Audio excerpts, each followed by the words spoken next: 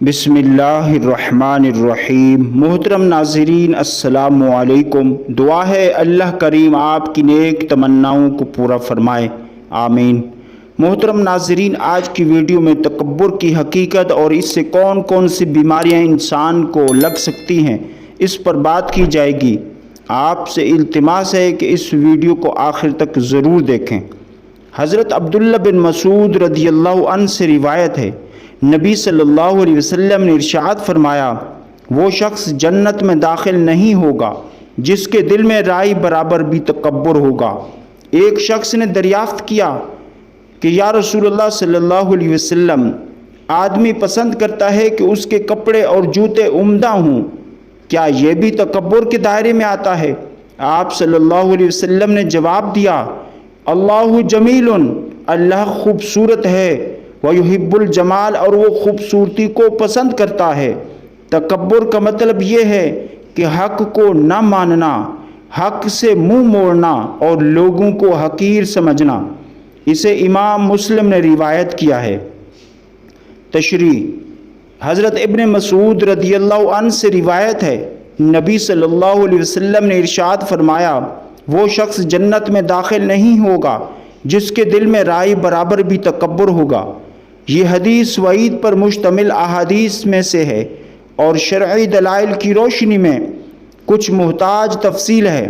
جس شخص کے دل میں تکبر ہوتا ہے، اس کی وجہ یا تو حق سے روح گردانی ہوتی ہے یا حق کی ناپسندیدگی ہوتی ہے۔ یعنی تکبر کی وجہ یا تو اللہ رب العزت کے احکامات سے منہ موڑنا ہوتا ہے یا اللہ کی پسند کو ناپسند کرنا ہوتا ہے۔ ایسا کرنے والا کافر ہے جو ہمیشہ جہنم میں رہے گا اور جنت میں داخل نہیں ہوگا، کیونکہ اللہ تعالیٰ فرماتا ہے، ذَلِكَ بِأَنَّهُمْ كَرِهُوا مَا أَنزَلَ اللَّهُ فَأَحْبَطَ أَعْمَالَهُمْ، یہ اس لیے کہ وہ اللہ کی نازل کردہ چیزوں سے ناخوش ہوئے، بس اللہ تعالیٰ نے ان کے اعمال ضائع کر دیے۔ تاہم تکبر اگر مخلوق پر ہو اور اس میں مخلوق پر بڑائی جتلائی جاتی ہو، لیکن وہ شخص اللہ کی عبادت سے روح گردانی نہ کر رہا ہو، تو اس کے بارے میں یہ بھی وعید ہے کہ وہ سب سے پہلے گروہ کے ساتھ جنت میں داخل نہیں ہوگا۔ جب آپ صلی اللہ علیہ وسلم نے یہ حدیث بیان فرمائی تو ایک شخص نے سوال کیا، اے اللہ کے رسول صلی اللہ علیہ وسلم، آدمی تو یہ بات پسند کرتا ہے کہ وہ اچھا کپڑا پہنے اور عمدہ جوتا پہنے، کیا یہ بھی تکبر میں شمار ہوتا ہے؟ تو آپ صلی اللہ علیہ وسلم نے فرمایا، اللہ خوبصورت ہے، وہ خوبصورتی کو پسند کرتا ہے۔ یعنی اللہ اپنی ذات اور صفات کے اعتبار سے خوبصورت ہے۔ اللہ تعالیٰ جو بھی بات بیان فرماتا ہے اس کا حکم بھی خوبصورت ہوتا ہے، سبحان اللہ۔ آپ صلی اللہ علیہ وسلم کا یہ فرمانا کہ وہ خوبصورتی کو پسند کرتا ہے، تو اس کا معنی یہ ہوا کہ وہ اس بات کو بھی پسند کرتا ہے کہ انسان اپنے کپڑے، اپنے جوتے اور جسم، اپنے تمام امور میں خوبصورتی کو ملحوظ خاطر رکھے، کیونکہ خوبصورتی کو اختیار کرنا دلوں کو انسان کی طرف کھینچتا ہے۔ اسی طرح اگر انسان کا لباس ٹھیک نہ ہو، اس کے بال بکھرے ہوں، جسم اس کا صاف نہ ہو، لباس ٹھیک نہ ہو، تو اس کی وجہ سے اس کی شخصیت میں بھی بگاڑ آ جاتا ہے۔ اور پھر فرمایا، تکبر کیا ہے؟ خود کو افضل سمجھنا، دوسروں کو حقیر سمجھنا۔ چنانچہ رسول کریم صلی اللہ علیہ وسلم نے ارشاد فرمایا، تکبر حق کی مخالفت کرنا اور لوگوں کو حقیر جاننے کا نام ہے۔ امام راغب اصفہانی علیہ الرحمہ لکھتے ہیں، تکبر یہ ہے کہ انسان اپنے آپ کو دوسروں سے افضل سمجھے۔ نمبر 2، جس کے دل میں تکبر پایا جائے اسے متکبر اور مغرور کہتے ہیں۔ آیت مبارکہ میں اللہ رب العزت کا ارشاد ہوتا ہے، اِنَّهُ لَا يُحِبُّ الْمُسْتَكْبِرِينَ، بے شک وہ مغروروں کو پسند نہیں فرماتا۔ ایک اور مقام پر فرمایا گیا، وَلَا تَمْشِ فِي الْأَرْضِ مَرَحًا إِنَّكَ لَن تَخْرِقَ الْأَرْضَ وَلَن تَبْلُغَ الْجِبَالَ طُولًا، اور زمین پر اترانا، اکڑ اکڑ کر نہ چلو، بے شک تو ہرگز زمین نہ چیر ڈالے گا اور نہ تو ہی ہرگز بلندی میں پہاڑوں کو پہنچا سکے گا۔ کافر متکبرین کے بارے میں ارشاد فرمایا، فَادْخُلُوا أَبْوَابَ جَهَنَّمَ خَالِدِينَ فِيهَا فَلَبِئْسَ مَثْوَى الْمُتَكَبِّرِينَ۔ اب تم جہنم کے دروازوں میں سے داخل ہو جاؤ، تم ہمیشہ اسی میں رہو، تو کیا ہی برا ٹھکانہ ہے مغروروں اور متکبرین کے لیے۔ حدیث مبارکہ میں متکبرین کے لیے بروز قیامت ذلت و رسوائی بیان کی گئی۔ حضور نبی کریم صلی اللہ علیہ وسلم نے ارشاد فرمایا، قیامت کے دن متکبرین کو انسانی شکلوں میں چیونٹیوں کی مانند اٹھایا جائے گا، ہر جانب سے ان پر ذلت طاری ہوگی، انہیں جہنم کے بولس نامی قید خانے کی طرف ہانکا جائے گا، اور بہت بڑی آگ انہیں اپنی لپیٹ میں لے کر ان پر غلبہ پا لے گی، اور انہیں جہنمیوں کی پیپ پلائی جائے گی۔ محترم ناظرین، تکبر کی 3 قسمیں ہیں۔